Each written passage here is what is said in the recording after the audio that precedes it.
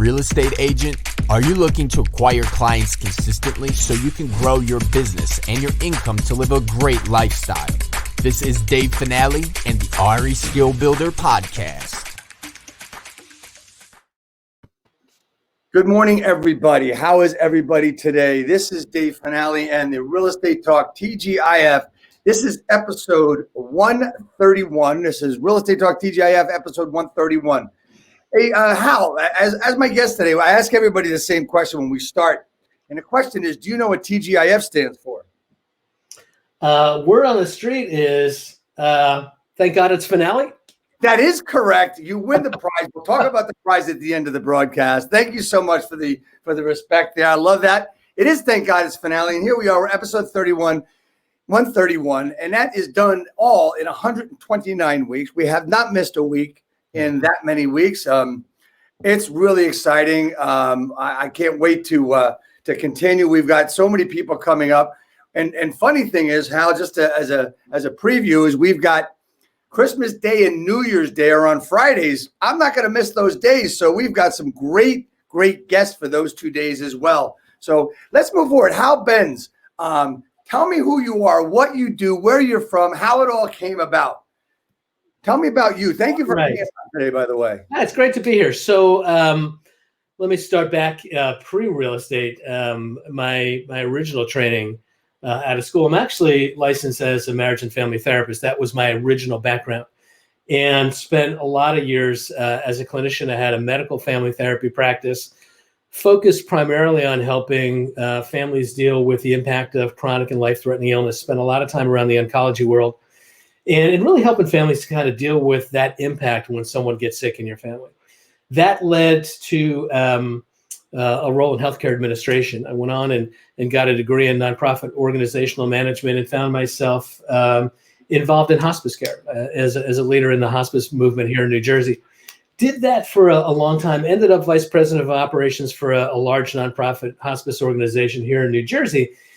And in 2003, what led me into real estate was, Dave, I kind of am a people person by training, right? As a therapist, I just love to be where the people are. And as a business person, I love business as well. I'm excited by business and entrepreneurship. And as a operations guy, what I found was I was spending a lot of time creating great systems so that doctors and nurses and social workers and chaplains and volunteers could help care for families. And what I missed was the people contact.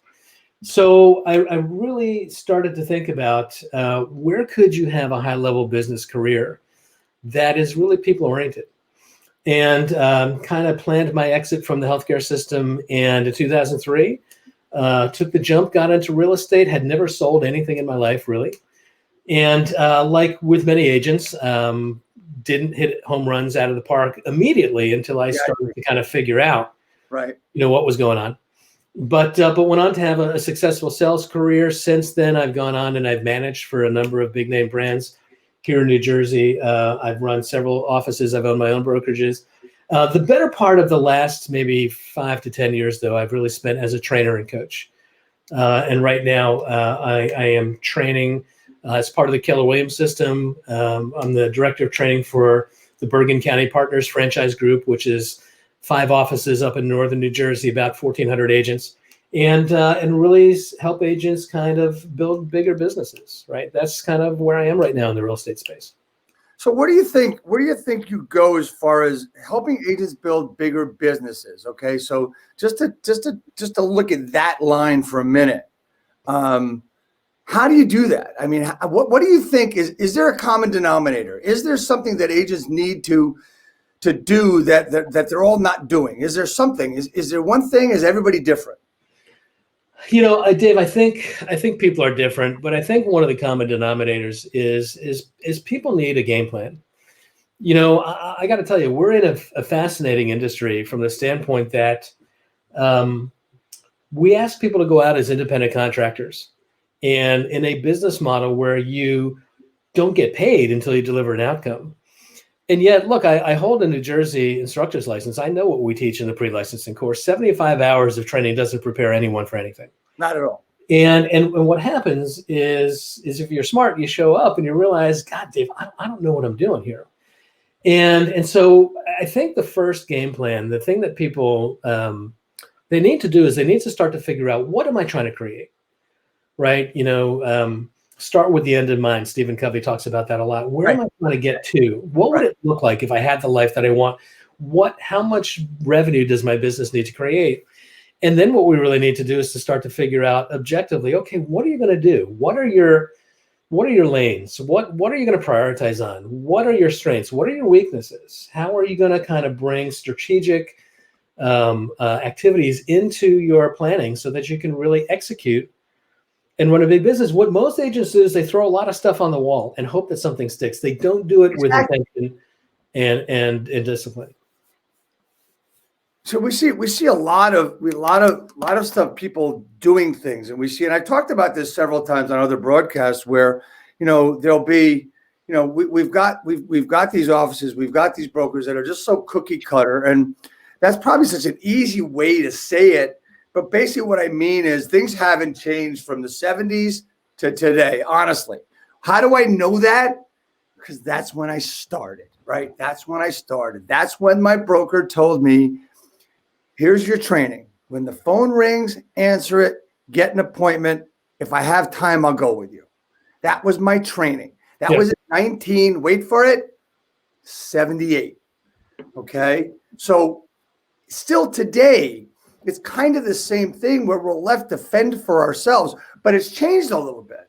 Find a top agent and copy them. Well, that doesn't work anymore because you don't know the trials and tribulations that they've gone through in order to build the business that they have as a top producer. And honestly, they don't want to talk to you anyway because they're the worker and you might not be. Does that make sense at all? Yeah, it does. I mean, I hear. I remember one time hearing Tom Ferry talk about R&D. Right, every business has an R&D department, and what Tom talks about is R&D standing for rip off and duplicate. And I love the idea. I do too. Of saying, look, Tony Robbins says, be a better modeler. Right, people have lived before us. Success leaves clues. Kind of follow the models. You don't have to reinvent the wheel all the time, and yet. You're right. What happens is people develop the model because of what they've learned how to do and what's worked for them. And what I see happen a lot of times is people try to copy someone else and they're doing things that don't fit their temperament, don't fit their skill set. One of the things that I really believe, we hear this adage all the time, you have to get outside of your comfort zone, right? And we do, right? Very true. You have to be willing to get outside of your comfort zone. But what I've learned is, while success requires us to get outside of our comfort zone, we'll never have success if we step too far outside of our skill zone. And so what we really do need to do is to figure out, what do I know how to do? What am I good at? What are my natural talents? How do I leverage those? And how do I build a business that's right for me, doing the things that I can do while I'm learning skills as I go, right? Right. So so basically what you said is that never step outside of your skill zone until you know your skills and then move forward and progress as you move forward, right? So is it okay to make mistakes along the way, Hal? If you're not making mistakes, you're not trying. One of the big challenges is as a trainer, here's what I know about adult learners. Adults don't like to look stupid. They don't like to make mistakes. They don't like to look foolish. The good news is that's not the way kids learn, right? Kids learn by making mistakes and learn from their mistakes. It's funny. My daughter's roommate is a teacher, and I remember one time asking, if I went into your kindergarten class and asked how many of you kids could draw, what would be the response? And you know what the response is, Dave? If you ask a 6-year-old, can you draw? Every kid in the room raises their hand, and they start to squiggle around in their chairs. Oh my God, I can draw. If I was to ask a group of adults, how many of you can draw? What happens is maybe somebody who really feels artistically inclined raises their hands, but more often what they do is they filter by, well, I can't draw well. Other people can draw better. And so I'm just going to not believe that I can do that at all. What happens for us is because we feel like we can't do anything until we can do it well, we don't make any steps forward. And quite honestly, that's the reason why. And Dave, you've seen this. You've been in the business long, and I've seen it as well. The number of agents who don't survive in the first 2 years is just too high. And what I believe is because people feel like they don't want to learn, they don't want to take a chance until they know how to do it, that they run out of runway, right? So, but what about the people that are going to go out there and going to copy every which way that, but lose? They see everything, they copy everything, but they're just copying superficially, like, the way they post listings or the way if they have a sale, like it's like, look at me, look how great I am, and they're seeing those things. That's the wrong thing to do aside from that. And they don't want to fail, but the ones that are going out there that are just, I don't know. I mean, you need to do some things, but what I see, and I know we shift a little bit here, but what I see is a lot of people that want to have and want to get things given to them so that they can work it, right? Hey, if you said, Dave, here's a name of Joe Blow, he might want to list his house, give him a call. It's much easier than me getting a list of for sale by owners and calling them and trying to get the appointment, right? I see that a lot. What do you think about that? And how do you change that mindset? I see that a lot. And yeah, it's always easier to have somebody hand a warm lead to you and say, here's a layup. Why don't you take this chip shot as opposed to go out and work?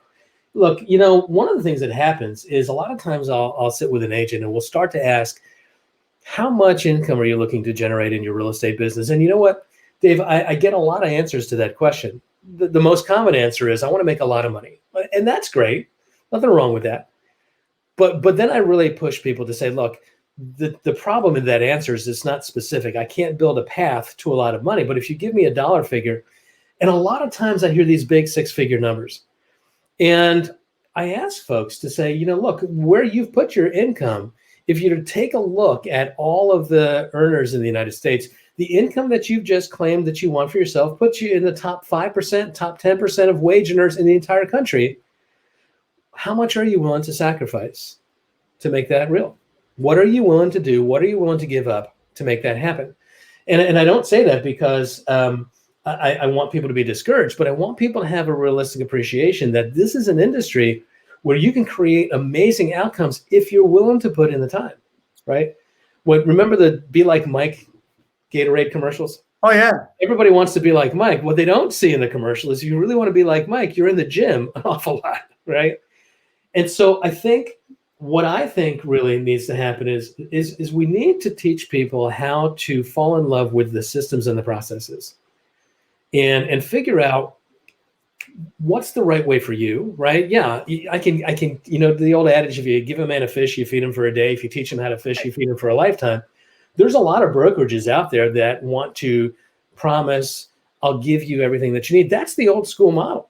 The old school model is, I'll create the business for you, and in trade-off, it's a 50-50 split, right? And one of the things I think we need to do is to allow people to start to say, look, what, we're going to teach you how to become fishermen. We're going to teach you how to R&D, rip off and duplicate, but rip off and duplicate systems rather than techniques, right? And get people to fall in love with the activity that it takes to really make these outcomes happen. So how do you make someone fall in love with calling for sale by owners that expired? How do you make somebody fall in love with that? Here's the thing. I'll tell you the truth. For sale by owners that expired is not right for everyone. I think the thing that it is it's low-hanging fruit on some levels. We know that these are people that need to sell their home. But make no mistake, it's low-hanging fruit, but it's pretty darn hard fruit to pick because they've got their own resistances and they've got their own challenges. I think one of the things that I try to do is I try to help people look into what is your way. What we need to do is we need to be willing to interrupt people. That's part of our game. We have to recognize that we are professional interrupters, if that's a word. That's great. And we've got to just surrender to the fact that my job is to interrupt you. But if I'm going to interrupt you, I better be bringing some value to you, or I haven't earned the right to interrupt you. And what I think people need to figure out is, where are their gifts that they have to bring value? For some folks, it truly is picking up the phone, calling for sale by owners, calling expires. For some folks, there's more value brought in networking events or educational seminars or open houses or some other way. The question is, how are you going to put yourself in front of people, interrupt them with some real estate related value in a way that's consistent with the way that you're willing to do it, so that you're willing to do it. What I know is that people will do things if it feels like it's in their wheelhouse. And I think you can look, you and I can teach people scripts. We can teach you how to handle objections. We can teach you how to overcome all the resistances that come with FSBOs and expired calls. What causes people to fall in love with it, with the process, is having great outcomes. And so I'm a fan of asking people to play in the wheelhouse of their strengths first until they can start to develop some confidence. And once they've got confidence in who they are and what they're about, and they start to feel a little bit more bulletproof, then we can start to venture into other avenues that would be a little bit more challenging. So I got to give you a little pushback on that, because it sounded like it's a little like a catch-22. Like, if it's not your wheelhouse, don't do it till it is, but you can't do it until you know how to do it. So it's like one thing back to the other, people will do things if they feel as if it's in their wheelhouse. Right. And having great outcomes is the impetus to continue to do it. Right. I get that. And so I guess here's what I'm saying about that, Dave. I'm not saying don't do it, but I am saying prioritize. We can't do everything all at once. And one of the big challenges that we have in this industry is we have got to get agents into production quickly. Because what happens is, if we don't get people into a transaction quickly and the money doesn't start flowing in, look, I've been fortunate enough to hire agents in different offices that I've run that had financial wealth that they didn't need to make money right away. But for most of us, if we don't get into production quickly, we got to go out and get a job, right? Mm-hmm. And so what my experience has been is there's a million different ways to do it. Some of them are going to come more naturally to you. Some of them are going to require you to learn some skills along the way. I'm not saying don't learn the skills and don't develop and learn that it's okay to fall down and it's okay to make mistakes. But what I am going to say is double down on where your strengths are first as a priority and start to build some momentum there at the same time that you're doing some of these other things where you're likely to crash and burn for a while. Okay. So I'm going to ask you a question that I've asked some of the top agents in the country, right? And I've talked to a lot of good top agents, as you know, right? So you, Hal Benz, need to get a listing by next Friday. You've got 7 days. You have no prospects right now. How are you going to do it? I'm going to jump right into my sphere of influence. I'm going to go right into my relationships. I'm going to probably go to, it's funny. I sometimes ask the question when I ask people to think about the relationships that they've got, and who is the person that you can always count on in a pinch? Who is your bar fight buddy? If you're in a bar fight, you needed some help. Who's your phone a friend? I would start with them first, and I try to cash in some chips, right? And I would start with sphere of influence first, because what I know is if I can get outside of my own relationships and tap into people that can expand my sphere of influence and can tee up an opportunity for me, I'm going to go there first. I am going to look at people that I know are going to be for sale by owners or expireds that need to have an outcome. But here's what I'm going to do. I'm probably going to tap into some social networks like Facebook or Instagram or whatever and see who do we have in common that I can go into my sphere of influence and leverage and say, hey, you know what, Dave? I see that both you and I are Facebook friends with Tom and Mary Jones over on 125 Elm Street. I see that they're trying to sell their home on their own. And it's my intention to give them a call on Sunday, but would you do me a favor? Would you be willing to just reach out on my behalf and just sort of say, look, you're going to hear from Hal, and I just want to let you know that he's a pretty good guy. And when he calls, just hear him out. You do what you want to do. You want to sell your home, great. Your own way, great. But I'm going to leverage my relationships first to put me in the position to have quick success. That's how I would go after it. And that's how I did go after it. Okay. Now, is your answer the same for a new agent that needs to get a piece of business in the first 30 days? What my answer is pretty much the same. I always point people into their sphere of influence first. I point them into open houses as quickly as I can, and I do point them into FSBOs and expireds quickly. But what I do know is that FSBOs and expireds are the population that is the most resistant, that the least wants to deal with a professional real estate agent. Maybe not so much expireds, but they've got challenges. And so FSBOs and expireds do take a different level of skill than most agents have in their first 30 days. We're going to go there, but I'm not putting all my eggs in one basket. That's a great point. While they may be people that you can work with and they want to sell their homes because they're FSBOs and expireds, they require a little bit more skills than a new agent would have within the first couple of weeks to 30 days. That's a great point. And that's a great way to put it, right? Yeah. Because like you said earlier, you were talking about getting agents going really quickly by getting them into a transaction quickly. And my question really was how, and that is like the $64 question, has been through my entire career, owning my brokerage and stuff. How do I get agents started quickly? Yeah. I've got my own thoughts. I've used different things that have worked really, really well, but it's the matter of, and correct me if I'm wrong, or tell me what your thoughts are. It's a matter of, like you said, you really hit the nail on the head, their comfort zone and their skill set and their skill zone, right? And will they be willing to do the work? See, that's another thing that I see that I want to ask you about. We see so many agents that they want to get drafted by the New England Patriots and be Tom Brady. Yeah. But they don't want to do any freaking practice. They just want to, when's the game? Got it. 1 o'clock? Right. How long is it going to take me to get dressed? 10 minutes? Great. I'll see you 20-1. Yeah. That's what we do. I mean, think about that. Yeah, we do. That's what we do as agents. The game starts at 1. We're going to get dressed, be on the field at 10-1. We're ready to go. You're right. Is there a way to change that? Well, I think we have to do some reality testing with that. I think one of the things, again, back to the process. I mean, you think Michael Phelps liked getting up at 4 o'clock in the morning every day to hit the pool? I can promise you he didn't. But here's the thing. It's about habit formation, Dave. I once heard a quote from Gary Keller, who said, success is a short race. It's a sprint that's fueled with just enough self-discipline until habit kicks in. I think one of the things that we have to do is we have to drive people into, why are you doing this? What are you playing for? There has to be a big emotional driver. If failing is an option and there's no pain, then guess what? You're going to fail. I know it for a fact. I've seen it too many times. Failure has to be the antithesis of what I'm willing to accept. There's got to be some pain in that. So the first thing that I think is really important to do is to ask people to really think about, what are you playing for? What's at risk if you don't succeed?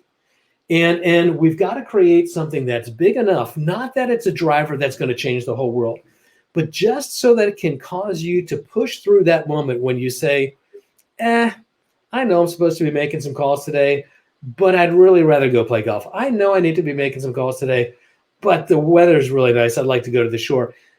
We got to drive people back into, what are you playing for? Success is a short sprint, but at some point habit kicks in. And then what happens is, once you develop the lead generation habit, you're going to do it because it's what you do. And what the top agents all do is they develop the discipline of having some very specific habits. What they all tell me is consistency over quantity, day in and day out. If I do it every day, it's the most important thing. It's consistency. So getting people clear about what they're playing for, why it's important, and getting them to consistently push through with accountability until habit kicks in is what I found really works well. So you've basically, in the past 20 minutes, really, you've basically kicked in two main thought processes that I agree with, and that I've heard from two great guys, friends of mine, Michael Hellickson from Club Wealth, and Greg Harrelson from the Century 21, the Harrelson Group down in Myrtle Beach. Greg says, they're not prepared, so they need to get their skill level up. And Michael says their why's not big enough. So you put those two together in a really nice, succinct way, and it makes sense. Consistency over quantity. They've got to build the habit, and what's going to help them is if they do it every day, building the habit, doing it every day, we can call that practice, right? So one of my favorite lines really is, the pain of discipline is far less than the feeling of regret. Amen. I just love that line, and honestly, I think all of us have this thing. So here's I got another $64 question for you. When it's nice outside, or you're supposed to make the call, and squirrel, you see like Facebook, or you get into the vortex, or you say, let me go outside, let me go take a walk, or wait a minute, you know what? I need milk. Let me go to the store. Yeah. Right? The sun is out. I should cut the grass right now before the rain comes. A million things, right? Right. And you know what? The person today, December 18th, 2020, might say, oh, you know what? Let me cut the grass before the snow is gone. right? That might be a way. Yeah, right. That's stupid. I don't know where that came from. But anyway, how do you stop that? Is there? It's a great question, Dave. And here's the thing: I know that I'm just ADD enough. I'm a squirrel chaser, and I think sometimes people who are entrepreneurial by nature are, they have a lot of thoughts and they have a big idea and they follow idea after idea after idea. Here's what I've done for me is I leverage technology. I put alerts in my phone and I program my phone to buzz at specific times of the day to ask the question, what are you doing right now? Are you doing what your calendar says you should be doing? To ask me to focus on the thing that's the most important, because we've all had days where we get up with all the intention in the world of doing the right thing. And the next thing you know, it's 4 o'clock in the afternoon and we haven't done squat.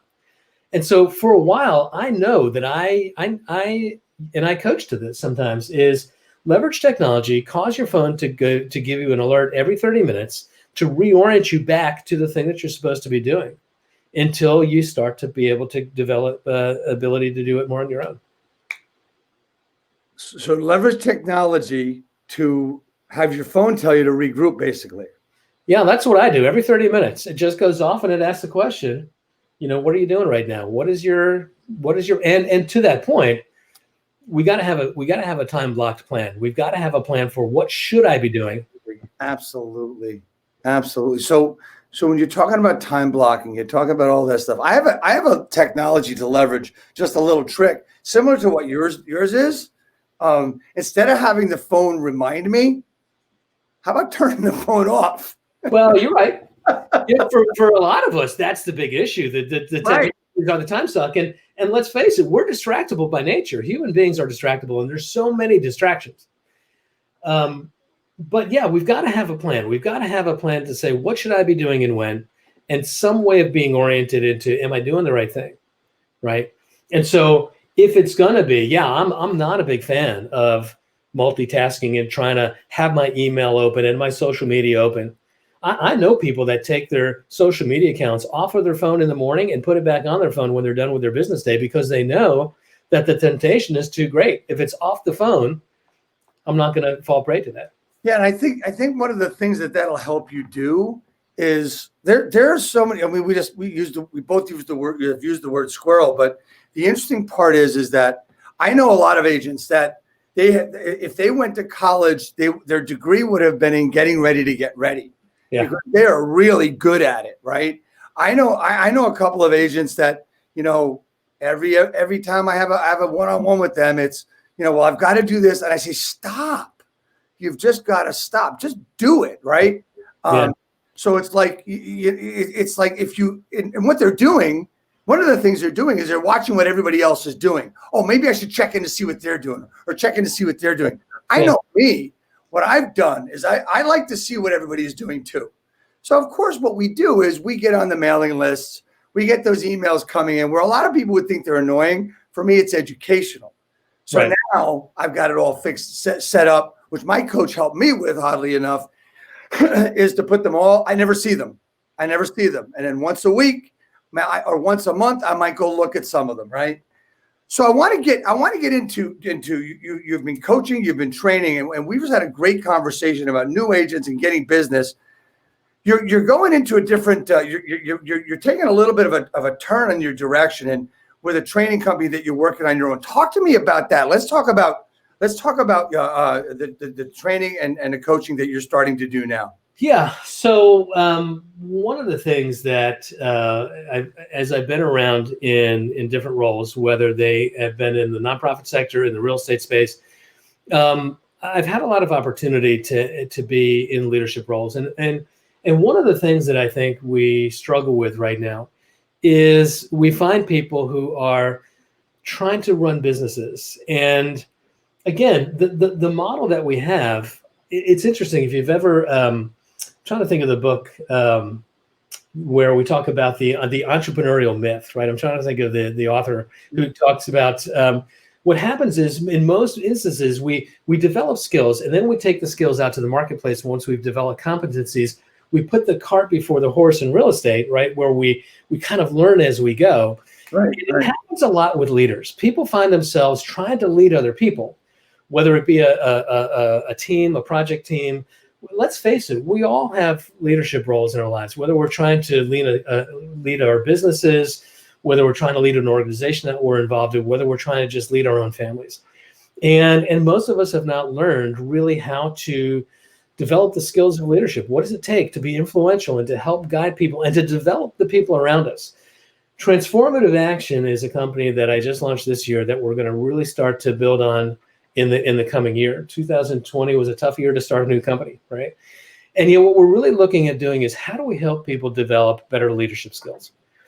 And I've teamed up with the John Maxwell Group. Some of you may be familiar with John Maxwell, really thought to be one of the great thinkers in the leadership space worldwide. And what Transformative Action does is it recognizes that you have to learn how to become a leader, but if you want transformation in your life, you have to take action, is what we were getting to before. That nothing changes unless you take action, right? You have to sometimes trust that in real estate, you're going to have to learn how to jump and build your wings on the way to the ground. You're going to have to trust the process there. But what Transformative Action is really designed to do is to help people learn, how do you become a better leader? How do you develop your own leadership qualities? How do you learn how to develop the people around you? Especially in the real estate space, when we think about real estate teams, how does a great team leader lift up and help people develop into their full potential as well? So that's what Transformative Action is focusing on: small businesses in and outside of the real estate space, and also in the nonprofit space. We've got a lot of great organizations out there that are working to make a great impact in the community. And one of the things that I can tell you, having been a nonprofit manager in the past, is that people elevate into leadership roles and they know what they're trying to achieve, but they haven't developed the leadership chops yet. So Transformative Action is that kind of a coaching and consulting program. So, all right. So let's take it to what we're talking about. We talk about building a business. We talk about taking someone that's, maybe it's a real estate agent that wants to lead their own team. Yeah. Or maybe it's someone that wants to open their own business. That's a huge step. And some people, you know it as well as I do. We hear a lot of agents that have no business. Well, I want to start a team. Yeah. I don't understand that. I'll give you an example of the best example I can think of with that is not someone that wanted to start their own team, but someone that understood what he had to do in order to be successful. And that's a friend of mine, Kyle Whistle, out in San Diego County. And he decided when he was going to get into real estate, the first thing he did, he hired an assistant. Had no business, but hired an assistant. This way he was able to really concentrate and really going for it. And this person took care of all the monotonous stuff he never really wanted to do. Yeah. And real estate business is a lot more fun for him. Yeah. But It's interesting you say that, because I had an agent like that as well one time. The guy had been the CEO of a startup company, and he knew what he needed was to be able to focus on building the business, getting out in front of people. And he knew that he couldn't get bogged down to the minutia. And a lot of time he came to me and he said, look, I know people are telling me don't hire an assistant because I don't have anything to be assisted with yet, but I need to free myself up to go make that happen and not get bogged down in that minutia. Doesn't work for everybody, but it can work. It can work, true. And I'm glad you said that. It does not work for everybody. You really need to know what you're doing. But as I was getting into that thought process, what I was talking about is that you hear these people, they want to start a team. They want to open their own brokerage, this, that, and the other thing. First of all, I don't know why anybody would want to do that. We both own brokerages. That's not necessarily for everybody either. What I understand, Dave, is teams, to me, at least the way I look at teams are about leverage, right? And so yes, you don't need to build an intercontinental highway system until you've got cars. You don't need a team until you've got volume. And I think a lot of people believe that if I build it, it will come. If I build the highway system, someone will invent the cars. That isn't the way it works in real life. In real life, what tends to happen is, we can build groups, and you have influence with this group, and I have influence with this group, and together we can. That's okay. But teams are really about, I've built my volume to something which is bigger than I can manage on my own, or bigger than I choose to manage by myself. Because it's taking so much time that if I can bring in other people, I can buy my time back, right? Right. And the same way we look at freedom, so many people, we were talking about how do you get started and push yourself through those moments when you want to go play golf or do something else. What people misunderstand about the freedom of the real estate space, and Dave, look, I know that it's a big draw. It was for me. I came out, not to put too much emotion into this, but I came out of hospice care for decades, spending time working with people at the end of their lives. And there's this evaluation that people make in their final days where they start to look back and say, what did I not do that I wish that I had done? Nobody says, I wish I spent more time at work, right? What they say is, I wish I had the courage to do the thing that I was afraid to do in the moment that it needed to be done. That comes up a lot. But what people are always looking for is the sense of, if I can be my own boss and have my financial freedom, that somehow I'll have the life that I'll be happy with at the end of my days. And what they forget, or what they don't learn, is that freedom is the byproduct of financial success. You do not have freedom until you have got revenue. Right. And people put the cart before the horse in teams. They put the cart before the horse in terms of financial freedom. It's the byproduct of success. Yeah, and waiting isn't going to get you there. You know, I've heard the expression, and Sekou has told me this one, is the cemetery is filled with unwritten novels, right, or unwritten books, right? And what you have to look at is, you know, you've got to understand what you want and why you want it and everything else. And we work for a living, but we live for a lifestyle. I want people to work for the lifestyle. Yeah. Right? Everybody's too much working for a living and then getting to the lifestyle. But there's a lot of when I's out there. You know what I mean? When I get this, I'll be able to do this. When I do this, I'll be able to do that. Right? There's a lot of whens out there. And you know how many times, and you and I both know plenty of guys who retire thinking that now's my chance, and something happens. Right? You got to work for the lifestyle now. Nobody promises you tomorrow. That's right. I mean, I realized it way too. I didn't realize it too late. I wish I had realized it before, right?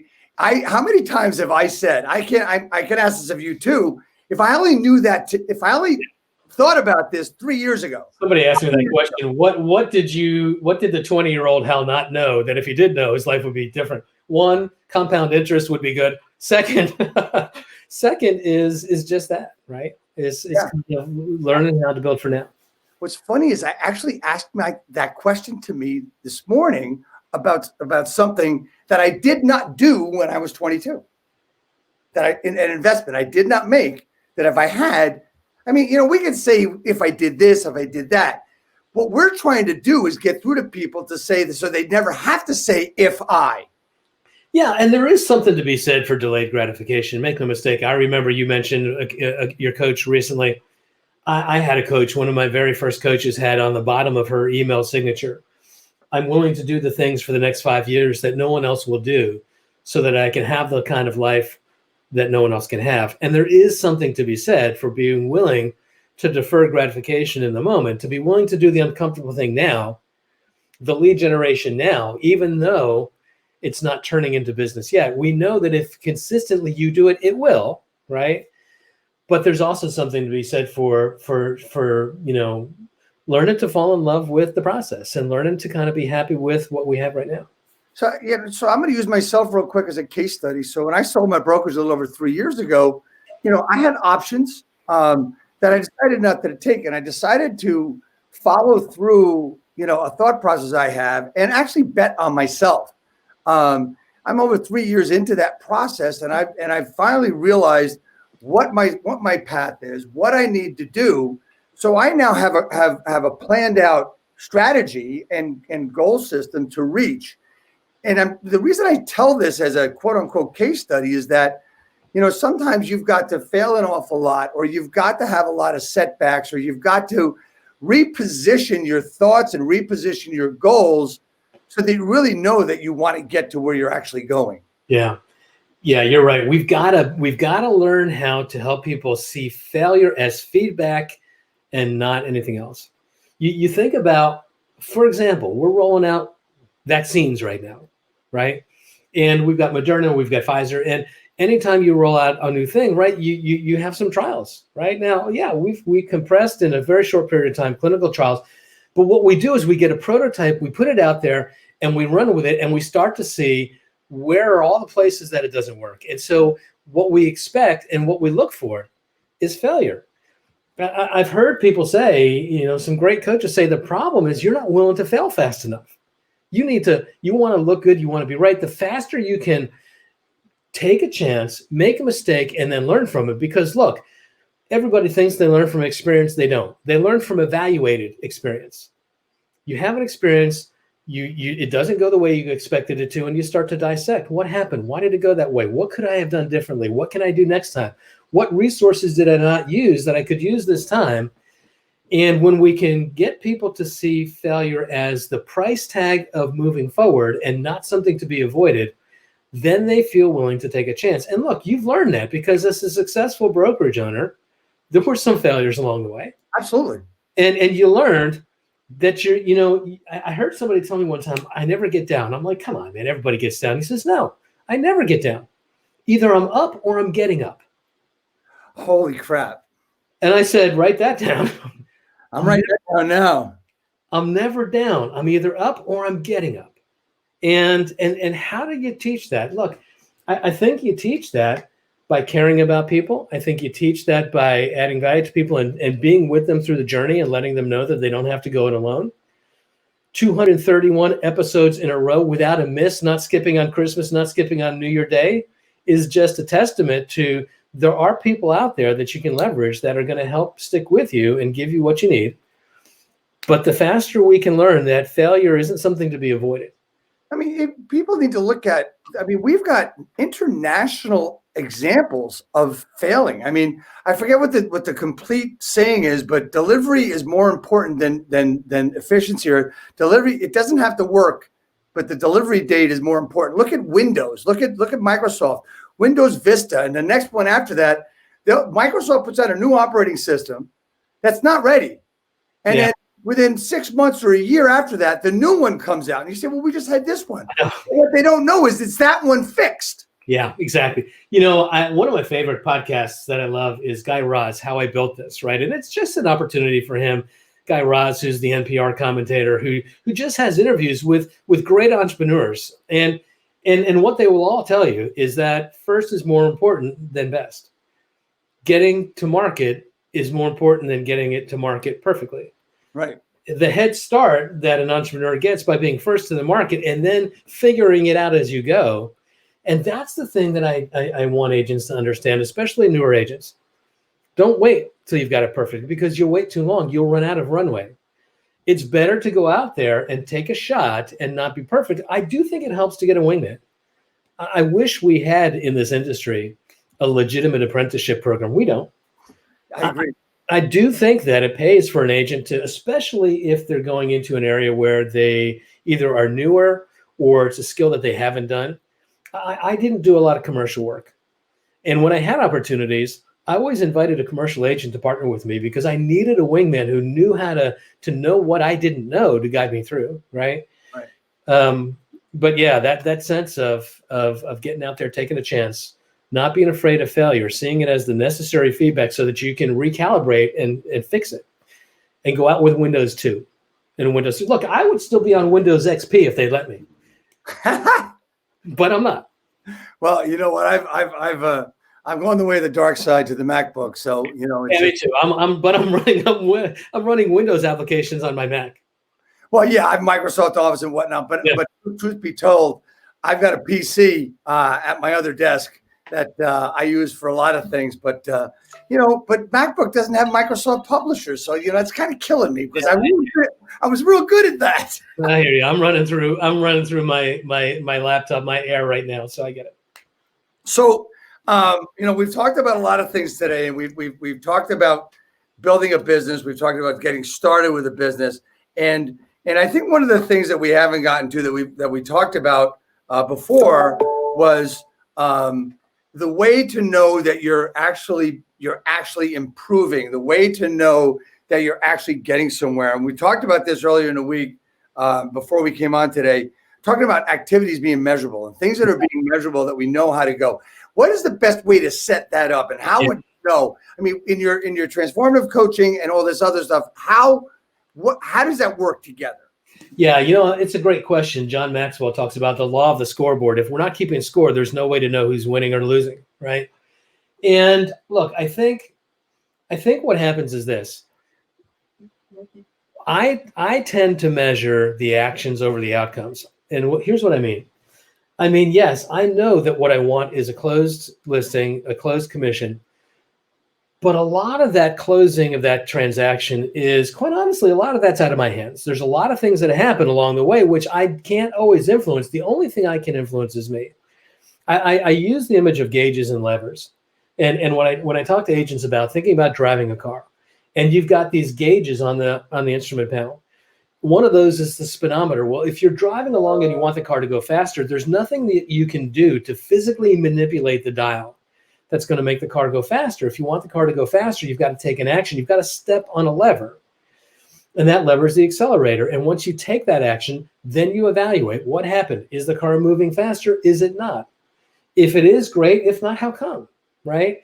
Did I forget to start the car? Did I forget to put it in gear? Did I forget to put gas in it? Is it in park? Whatever it is, what we need to figure out is what are the key levers of our business that create the actions that we want. The action that I want is I want to take a listing. And so what are the levers? Well, the levers are conversations that lead to appointments. The levers are, how many people do I need to talk to get somebody willing to meet with me? How many people do I need to meet with in order to get somebody to agree to hire me? How many people do I need to have hire me before I can get one of you under contract? How many people do I have to have under contract to get one all to the closing table? We have to track and know what our conversion rates are so that we can make good business decisions. Too many times we're just flailing around. And this is the least exciting part of the business, is learning how to measure the metrics. Hal, do we break that down to, if I talk to 33 people, I do a transaction, do we break it down that far? I do. I try to. And here's what I'm going to find. Certain kinds of conversations have a higher win probability. I don't need to talk to 100 FSBOs to get somebody to be willing to meet with me. I might have to go, if I'm just randomly cold calling into a neighborhood, I might have to talk to 100 people before I find somebody to meet with me. We can stack the deck and increase our win probability, our hit rate, depending on the population that we're working with. But I really do want to figure out how many conversations does it take for me to get somebody to hire me, because then I can start to think about, how do I use my time? What could I do to influence that? Could I improve my skill? Could I improve my objection handling skill so that I can lower that number, right? So you just said we've got to stack the deck. How do we do that? I think we take a look at the likelihood of who needs our services. That's why FSBOs and expireds are so enticing, because we know that they're trying to sell a house. The win probability is higher there than it would be just randomly going up and down through the neighborhood. But we stack the deck by looking at people that we know need us and playing within our strengths as best as we can. I am going to really try to approach people in a way that's more natural for me. For example, I'm a people person. I need to get face-to-face. I am much better talking to a for sale by owner face-to-face than I am on the phone. And I know that I convert far better face-to-face than I do on the phone. Here's what else I know. I'm not going to get to as many people if I go face-to-face. Right. There's no faster way to make something happen than pick up the freaking phone and make a phone call. Right. That's true. And yet for me, I convert better face-to-face, and I've got to make a calculus in terms of which is better for me. Is it better for me to door knock the FSBOs? Is it better for me to make that phone call? And the only way that you know is by taking the action and evaluating the outcome. Okay, so I'm gonna take exactly what you said, and I'm gonna change it into the Jetsons for a second. Let's do it. All right, here's what I mean by that. Face-to-face. Can it be a virtual face-to-face? It can. Guys, here's what I know. The pandemic has just totally changed the arc of how quickly we're adopting virtual technologies. Anytime we get face-to-face, there's been studies, Dave, that show that people respond. We know that people respond differently when I see another human face. I just have a different emotional reaction. And here's the other thing that I know. Most people are conditioned to not particularly enjoy talking to salespeople. Right. That's the anti-salesperson bias. And so we've got to do what we can to try to leverage everything that we can to break down those resistances. And seeing another person is one way to do that. There's been studies that show that even an emoji in a text A smiley face emoji will cause people to have a different emotional reaction than just the words alone. Yeah, in the best of all worlds, I would love to physically get face-to-face. What I've learned is that through technologies like Zoom, I can sometimes get the best of both. I can get that face-to-face conversation going, and I can leverage that and do more of them in a short period of time because I'm not driving all over. The thing I need to figure out then is how am I going to get you to answer the Zoom door? Right?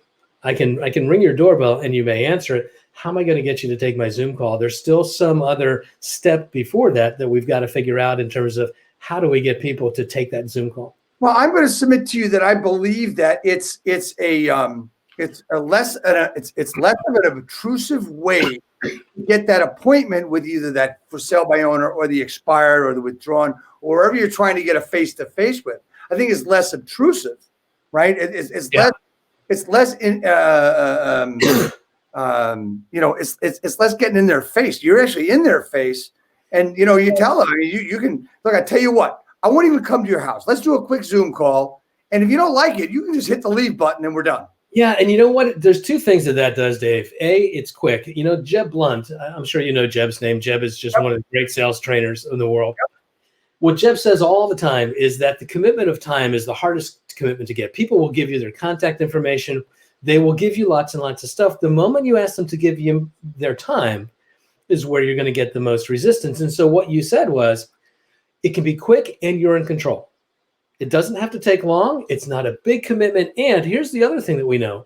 People need to feel like they have some sense of autonomy in their lives. We go back to, I'm going back into my psychology days here, but we go back to and the pyramid of human needs, right? Once we get our basic human needs for food and sleep and water taken care of, one of the next basic human needs is people need to feel like they're autonomous, that they can control their destiny, that they have some agency in their lives, that the actions that they take, they can control the outcomes. And so when you said it can be quick and you can hit the eject button if you're not happy, now they're in control.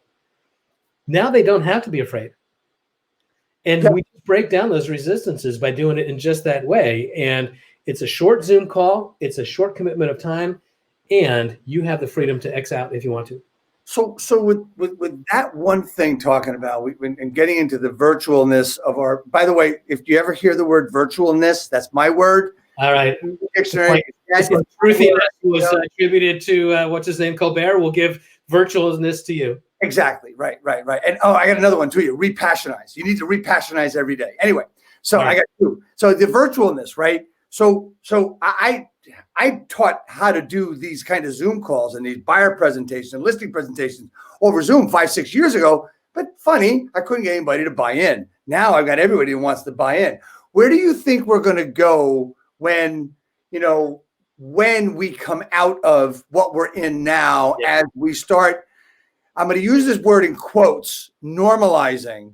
Yeah. Back before. Where do you think we're going to go? I think we're going to go to a hybrid. And here's what I mean. I don't believe we're going to go back to the way things were before, because there's been some real benefits to learn how to do what we do. A lot of the things that we do in a virtual environment. It's faster. It's more convenient. It's what consumers want. I think that we have always believed that we are too physical an industry, that people have to see it. They've got to touch it. They've got to walk through it before they're going to make a commitment. And while there is some truth to that, I think that technologies exist now that we can do a virtual facsimile, if you will, of that reasonably well enough that we can start to filter out who physically does need to go out. I think we're going to have a hybrid model going forward. And here's the other thing that I think. I think that what we've learned how to do is that businesses that learn how to pivot survive. We are going to come out of this pandemic. We're going to have vaccines. We're going to get through this. We get through everything. But once we get back into a new normal, that will be this hybrid of virtual and physical, something else is coming that's going to disrupt our business. God forbid, but it'll be something else. It could be a climate-related issue. It could be another pandemic of sorts. What we need to learn how to do is to adapt into being able to pivot quickly when things disrupt. And one of the fastest ways to pivot is to learn how to leverage the technologies. I think the hybrid model is going to be very technology-based, which has been accentuated by the physical experience. That's where I think we're going. Do you think that's going to lend itself to less agents in our business? Maybe. I don't know. It might. This is a model that is a very Darwinistic model. People survive and people don't survive. True. Those who are willing to pivot and those who are willing to develop and learn the technologies, you can't hide back anymore and say, I don't do technology. If you don't do technology, you're going to go the way of the dinosaurs. That's just the way it is. Yeah. What about social media? What happens if you don't do social media in our business, in real estate? I had somebody tell me one time that the goal of real estate, the way you succeed in real estate is you go to where people are and you have conversations about real estate. And people are on social. And if you don't do social, then the question is, how are you going to get in front of people then? What is the tool that you're going to use? Can you scale it the same way that you do social? I think social, in a lot of ways, creates a lot of challenges and a lot of problems, but it does create opportunity because that's where people are. And so I think you can learn how to do social on your terms if you have issues around social. I believe so too. Yeah. And I believe you can get known. So Hal, we've gone through a lot of different things. We're up against the hour now. I want to thank you so much for being on. How do people get in touch with you if they want to, pick your brain and want to get an appointment with you, they want to talk to you? Yeah, sure. Easiest way to do that is my email. Actually, I'm just in the process of launching the website for Transformative Action, but the email is there now. It's Hal at transformativeaction, all one word, .us. Hal at transformativeaction.us, and that's the easiest way to get to me. Hold on, let me put it on the screen. And hopefully that website will be live right after the holidays. So there it is right there. That's fantastic. And I know, you know what, I mean, you and I have not known each other a long time. We've known each other, in my transformation days. Yeah. Right. Yeah. And, but I do know that you know about this. Oh, the famous hat. Right. So yes, everybody comes on. I know this is why you wanted to come on, because a lot of people have these now all over the country. You're darn right. And right, you need some protection. So here it is. The hat's coming your way. Everyone who joins us gets the hat, and it's also autographed. How about that? Fantastic. Right. Exactly. Well, there's one last question I always ask people that are on this broadcast, and that question is very simple. What can I do to help you grow your business? What can you do to help me grow my business? Yep. Keep doing what you're doing. And here's what I mean by that. You pour into others every day. I've known you for about 3 years or so in your transformative stage. And here's what happens. The more you pour into others, the more all of us can be successful. And so I really do believe that it takes a village, that we can work together as a team. If all of us do what we do and try to help other people get better, we can have anything that we want if we make it our point of helping other people get what they want first. And what you're doing is you're modeling how that looks.